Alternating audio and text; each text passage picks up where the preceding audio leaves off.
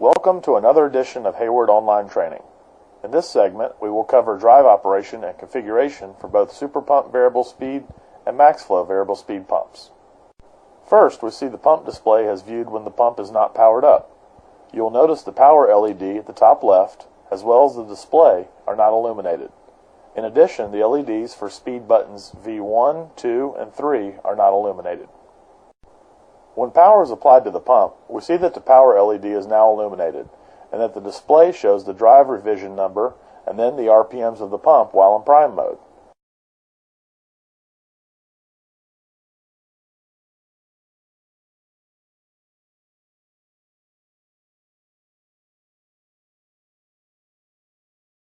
While in prime mode, pressing the display function button will advance the display to also show the amount of time left remaining in prime mode, as well as the amount of power being consumed in watts.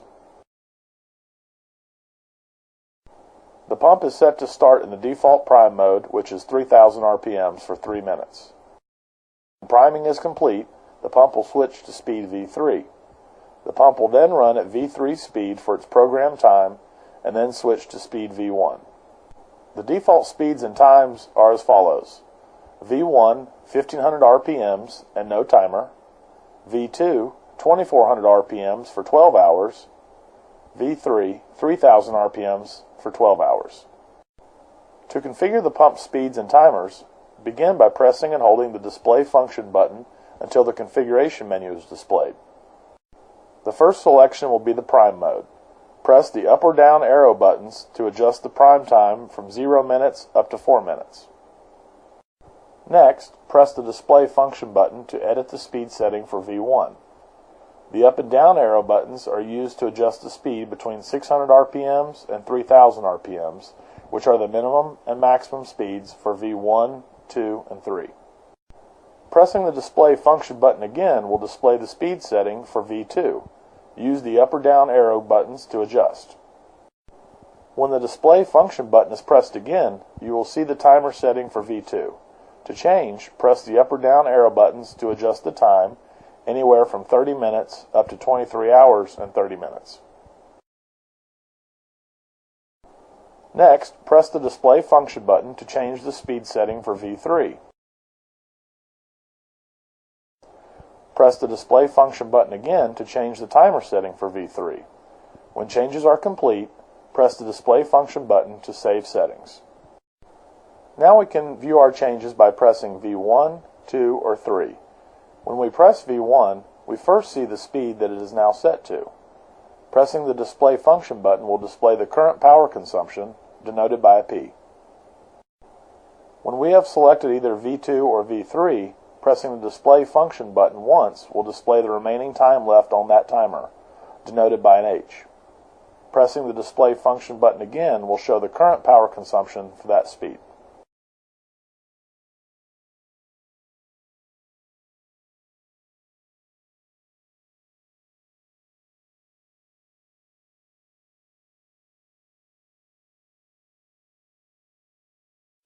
When the Run Stop button is pressed at any time during normal operation, stop will be displayed on the screen. The pump will stop within several seconds and will remain stopped until the Run Stop button is pressed again, at which point the pump will resume normal operation.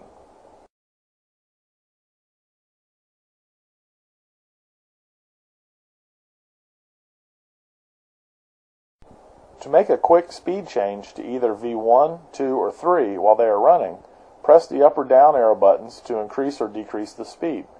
The LED for the change speed will begin to flash.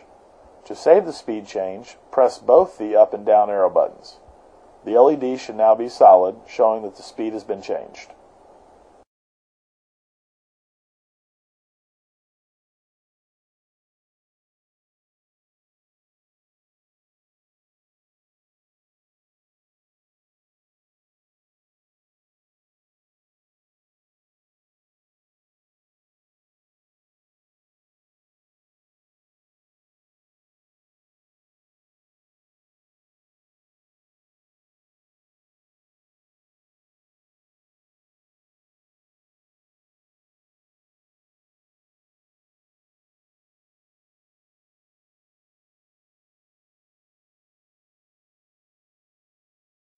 When troubleshooting the pump, it may be useful to run the pump without program functions being active. This can be done in the service mode, which only allows for motor RPMs to be changed. Service mode is entered by removing power from the pump and then pressing and holding the display function button as power is restored.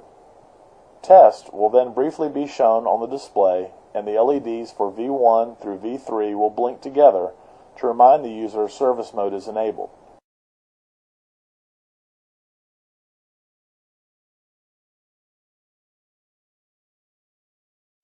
The pump RPMs can now be adjusted using the up or down arrow buttons. To exit from service mode, cycle the power to the pump off and back on. To reset the pump to factory default settings, remove power from the pump and then press and hold the Run Stop button while applying power back to the pump. When the pump is turned back on, the screen will display Reset, confirming that all settings have been reset to factory default settings. The pump will then begin to operate in prime mode.